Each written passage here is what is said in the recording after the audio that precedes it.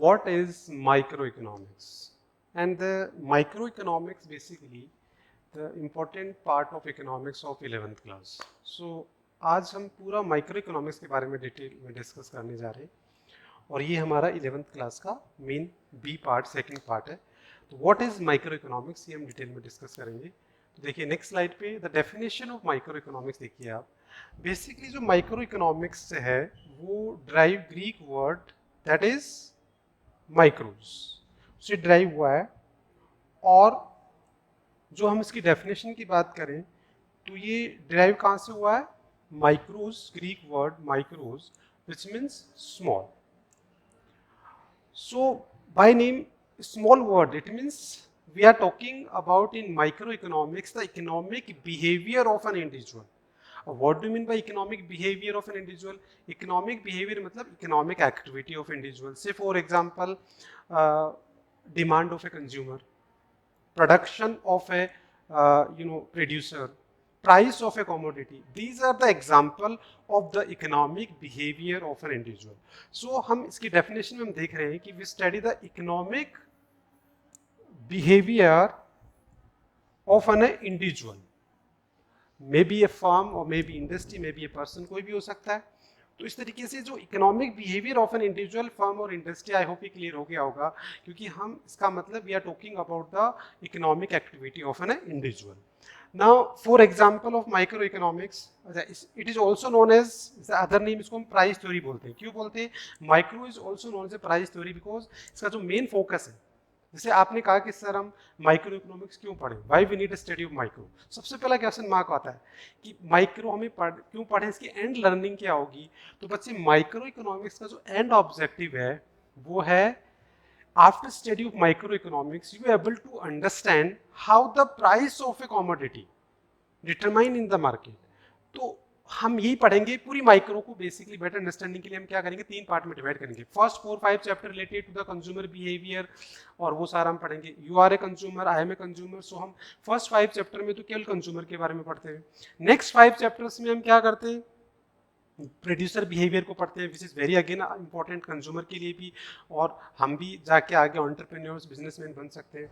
तो next 5 chapter में वो, और लास्ट में जाके हम कंबाइन कर देते हैं और हम ये देखते हैं डिमांड सप्लाई के थ्रू कि हाउ द प्राइसेस. जैसे फॉर एग्जांपल आप मार्केट में कोई भी गुड्स अगर परचेज करते हैं तो उसकी प्राइस कैसे डिसाइड हुई, कैसे उसकी प्राइस, जैसे फॉर एग्जांपल आपने कोई स्टेशनरी या बुक कुछ भी खरीदी, उसकी प्राइस है 200, तो वो 200 ही क्यों है, क्यों कम नहीं ज़्यादा. तो वो सारा हमारे को यहाँ पता लगता है कि मार्केट में कोई भी कॉमोडिटी उसकी प्राइस कैसे डिसाइड होती है, कैसे चेंज होती है, उसका क्या इम्पैक्ट पड़ता है, उसका रोल गवर्नमेंट का क्या है, उसको कैसे हम कंट्रोल कर सकते हैं. ये सब कुछ हमारा माइक्रो इकोनॉमिक्स का पार्ट है बच्चे. तो ये सब हम इसमें पूरा पढ़ते हैं. और examples like consumer behaviour, demand, तो ये हम पहले भी एक वीडियो हम बना चुके हैं syllabus of 11th class economics. तो उसमें हमने बता दिया है इन माइक्रो इकोनॉमिक्स आर 4 यूनिट्स, और वो 4 यूनिट्स ही इसका एग्जांपल है सिलेबस. लाइक फर्स्ट हम इंट्रोडक्शन पढ़ेंगे पीपीसी एंड ऑल, फिर हमने कंज्यूमर बिहेवियर, डिमांड और वो सारा इलास्टिसिटी, डिमांड का यूटिलिटी, वो सारा पढ़ेंगे. तो वो सब आप चैप्टर के नेम इसमें एग्जांपल दे सकते हैं. देन उसके बाद में फिर हम प्रोड्यूसर बिहेवियर में demand, sorry production, cost, producer behaviour, supply, वो सारा आप नाम चैप्टर के नेम ही आप क्या दे सकते हैं, एग्जाम्पल दे सकते हैं. फिर लास्ट में मार्केट इक्विलिब्रियम पढ़ेंगे. तो इस तरीके से इसके एग्जाम्पल्स, इसका जो सिलेबस है, जो चैप्टर्स है, वही हम उसके एग्जाम्पल दे सकते हैं. Basically demand and supply are the classical example of micro economics.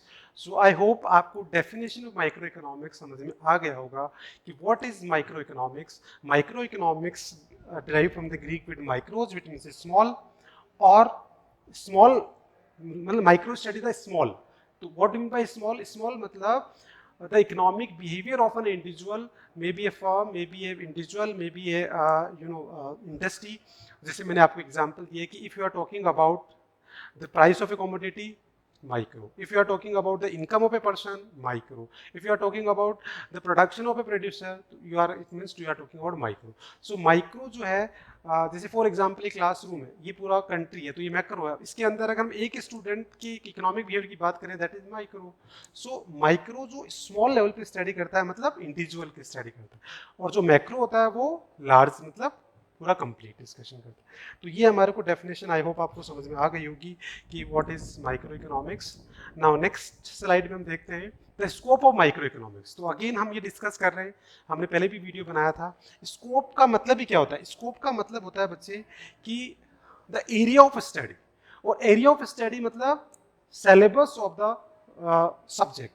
तो हम यहाँ पूरे सिलेबस की बात कर रहे हैं कि माइक्रो का जो 11th क्लास में what you are going to study, तो this is the scope for you. So किसी भी सब्जेक्ट का स्कोप मतलब उसका एरिया ऑफ स्टडी। तो आपको एक वैसे जो वर्ड आपको याद रखना, वो याद रखना एरिया ऑफ स्टडी। तो स्कोप का मतलब area of study, it means the syllabus. So micro के अंदर हम क्या सिलेबस करने जा रहे हैं? तो देखिए सबसे पहले जो हमारी माइक्रो इकोनॉमिक्स है उसका फर्स्ट यूनिट हमारा क्या है? इंट्रोडक्शन। वो चैप्टर भी है और हम ऑलरेडी डिस्कस कर चुके हैं। ये जो फर्स्ट यूनिट है इसके अंदर चैप्टर 1 है और जो मार्क्स है ये 4 मार्क्स का है। फिर ऐसे ही हमारा जो सेकंड यूनिट है वो है कंज्यूमर बिहेवियर एंड डिमांड। ये जो हमारी यूनिट है इसके अंदर अगर हम चैप्टर की बात करें तो इसके अंदर जो चैप्टर्स हैं वो बेसिकली 3 चैप्टर्स हैं। एंड जो मार्क्स की अगर हम बात करें तो ये बेसिकली 14 मार्क्स की यूनिट है। तो 3 चैप्टर 14 मार्क्स। जैसे 3 चैप्टर कौन सा? एक सबसे पहले हम consumer utility and consumer behaviour पढ़ेंगे, फिर उसके बाद में हम डिमांड पढ़ेंगे, लास्ट ऑफ डिमांड। तो इस तरीके से हम इसमें 3 चैप्टर पढ़ेंगे और ये हमारी 14 मार्क्स की। ऐसे ही प्रोड्यूसर बिहेवियर हम पढ़ेंगे। तो प्रोड्यूसर बिहेवियर के अंदर भी हम क्या करेंगे? ये पूरा कंप्लीट प्रोड्यूसर जो बिहेवियर है वो हम यहाँ पढ़ने वाले हैं। तो प्रोड्यूसर बिहेवियर के अंदर अगेन अगर हम बात करें तो इसके अंदर नंबर ऑफ चैप्टर्स हमारे हैं वो हैं 5 और जो मार्क्स है वो क्या है? 14 मार्क्स, द मैक्सिमम मार्क्स। तो ये जो 14 मार्क्स हैं और 5 चैप्टर्स हैं ये हमारी यूनिट है प्रोड्यूसर बिहेवियर।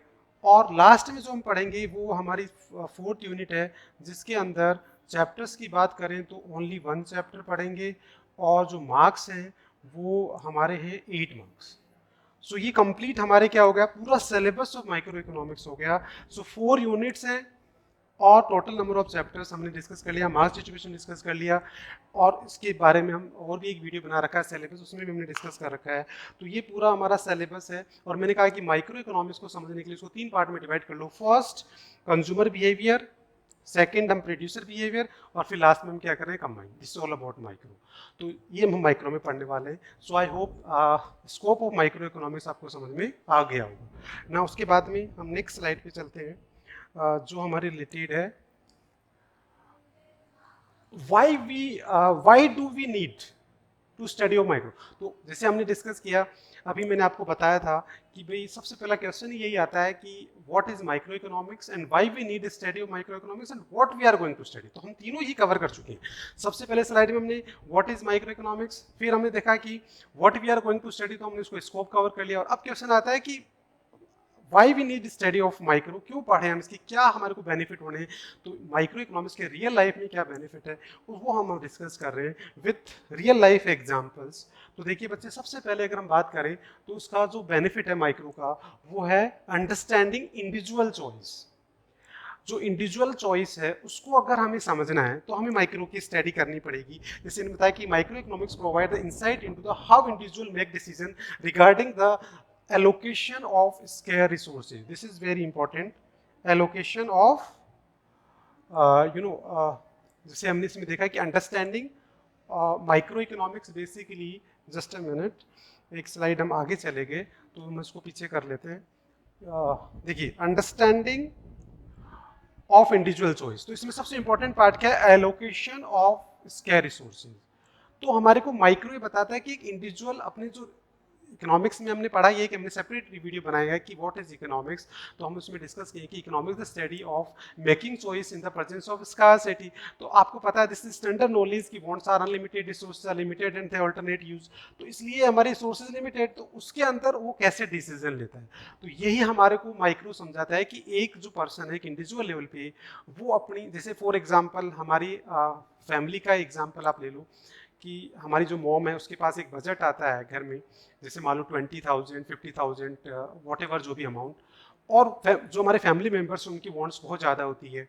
और वो सारे फैमिली मेंबर्स की वांट्स को फुलफिल करके उसमें कुछ पार्ट सेव कर लेते। That is the economics, that is the study of micro economics. So understanding of individual choice अगर आपको समझना है तो उसके लिए हम माइक्रो को पढ़ते हैं, इंडिविजुअल की स्टडीज में करते हैं। जैसे रियल लाइफ एग्जांपल आप देखिए, understanding the concept of opportunity cost can help the individual make choice that with their presence and the maximum welfare। तो ये अपॉर्चुनिटी कॉस्ट का जो कॉन्सेप्ट है वो हम फर्स्ट चैप्टर में कवर करेंगे डिटेल में। अपॉर्चुनिटी का मतलब next best alternative which is sacrifice.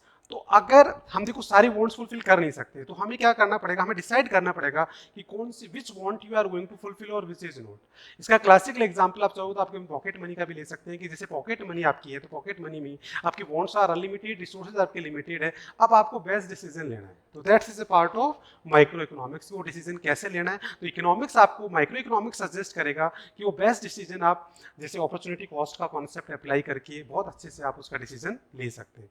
तो इसलिए माइक्रो इकोनॉमिक्स इंडिविजुअल चॉइस की स्टडी करता है और उस चॉइस को बेटर चॉइस में कन्वर्ट करता है और एक रैशनल डिसीजन हम कैसे लेंगे।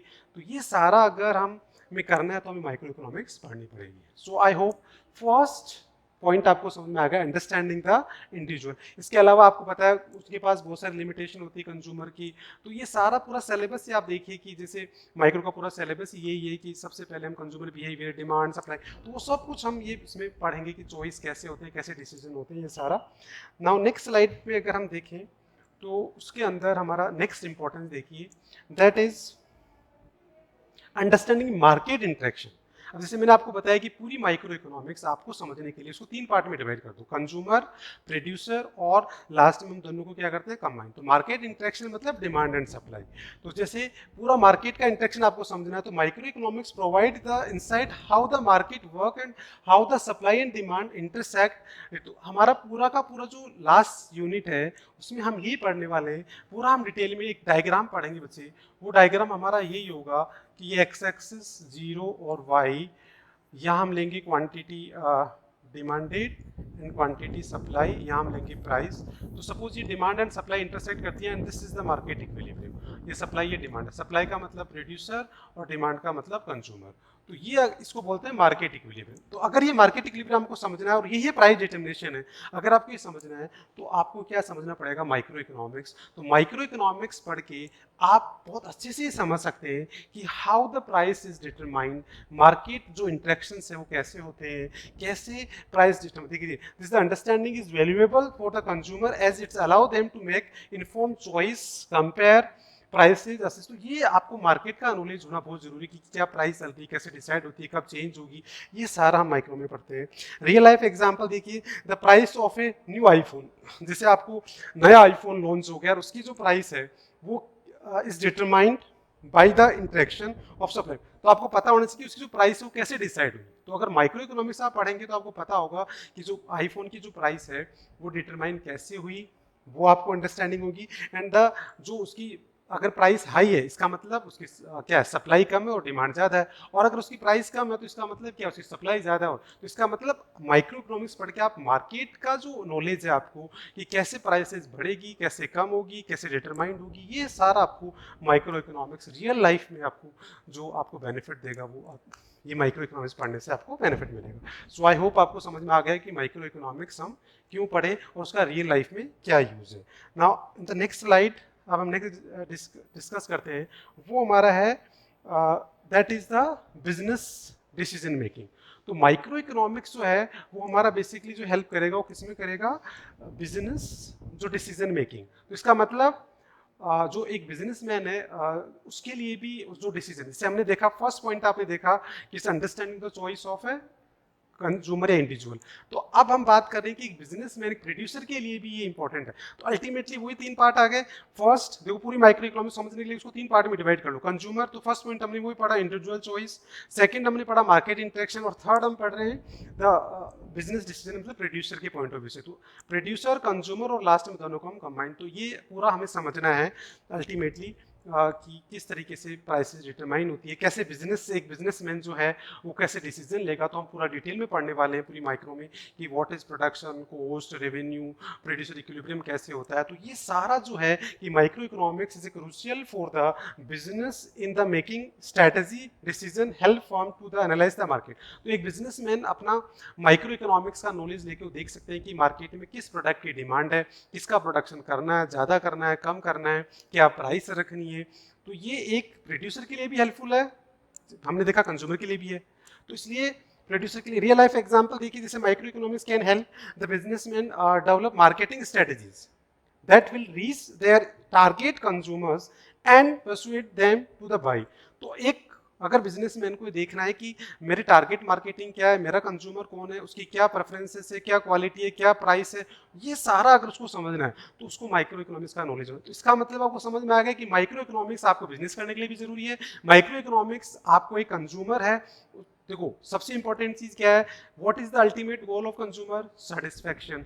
A consumer always want get to the maximum satisfaction। तो एक कंज्यूमर एज ए कंज्यूमर अगर आपको मैक्सिमम सेटिस्फैक्शन करना है, you need study of micro. As a producer का एंड गोल क्या है, a producer always want to get maximum profit. तो वो भी अगर आपको करना है तो भी आपको क्या है, माइक्रो पढ़नी पड़ेगी। और इसके अलावा आपको पूरी मार्केट में कैसे प्राइस डिसाइड होती है वो देखने के लिए भी आपको माइक्रो। तो 3 पॉइंट हमने यही कवर किए हैं। फर्स्ट हमने कंज्यूमर का किया कि वो अपना प्रॉफिट सेटिस्फैक्शन मैक्सिमाइजेशन कैसे कर सकते हैं। ये पॉइंट हमारा प्रोड्यूसर का है कि वो अपना प्रॉफिट मैक्सिमाइजेशन कैसे कर सकता है, तो उसको मार्केट का नॉलेज होना जरूरी है, उसको कंज्यूमर प्रेफरेंसेज वो तो माइक्रो पढ़ना जरूरी है। और पूरा मार्केट कैसे काम करता है, कैसे प्राइसेज ये डिटरमाइन होती है वो समझने के लिए। तो आई होप ये तीनों ही हमारे लिए बहुत ही इंपॉर्टेंट रोल्स है माइक्रो के, जो रियल लाइफ से कनेक्टेड है। तो दैट्स वाई कि हम माइक्रो इकोनॉमिक्स पढ़ रहे हैं और उसका हमारे को बेनिफिट क्या बेनिफिट होगा। आई होप ये आपको समझ में आ गया होगा। तो हम नेक्स्ट स्लाइड पे चलते हैं, that is next importance of micro economics, the public policy analysis.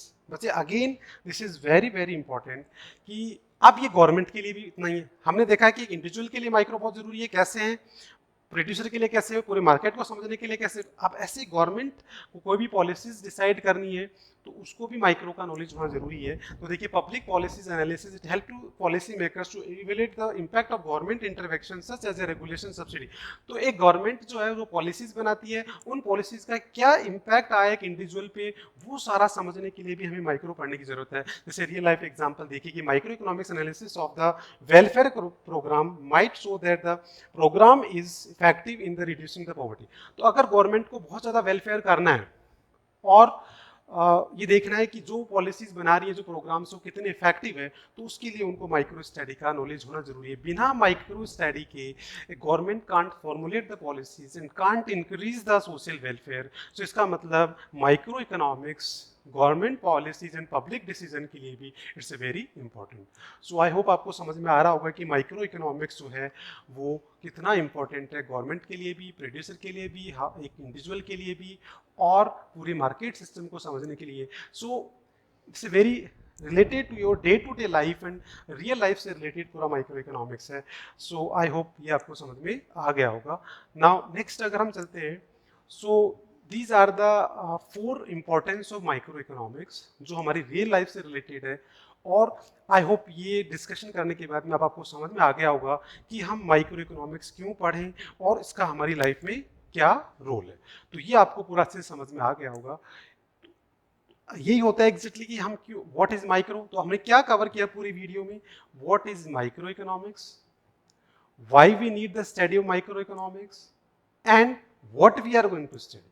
तो इन 3 क्वेश्चन के आंसर हमने डिस्कस किए। तो फर्स्ट स्लाइड में हमने ये डिस्कस किया था, सेकंड में फिर हमने उसका कि what we are going to study, क्या सिलेबस है हमारा, और थर्ड हम क्यों पढ़ें, उसके रियल लाइफ में हमारे को क्या बेनिफिट होने वाले हैं। तो माइक्रो का एंड रिजल्ट क्या होगा, कि जो पूरी माइक्रो पढ़ने के बाद में आपकी एंड लर्निंग क्या होगी। तो एज ए कंज्यूमर आपको पता लगेगा कि आप सेटिस्फैक्शन कैसे मैक्सिमम करेंगे, एज ए प्रोड्यूसर आपको होगा कि आप प्रॉफिट कैसे करें, एज ए मार्केट पूरा सिस्टम समझना है कि प्राइस डिटरमाइन कैसे होती है, कैसे चेंज होती है, उसका क्या इम्पैक्ट होता है, और पूरी गवर्नमेंट पॉलिसीज का गवर्नमेंट को एनालिसिस करना है, उनका इंडिविजुअल पे इम्पैक्ट करना है। तो ये सब माइक्रो का रोल है। सो आई होप कि आपको पूरा समझ में आया गया होगा और कि what is micro, why we study.